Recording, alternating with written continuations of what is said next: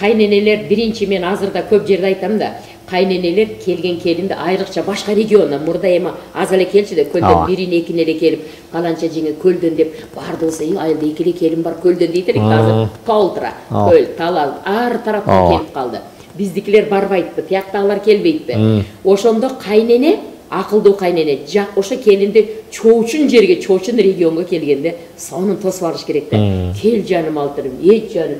Биздин үйгө кандай сонун келин болуп келдиң деп мына биздин чарба мына үй менен тааныштырайын. Келчи көз бир чайлашалы деп. Чай мынча ширин карачы.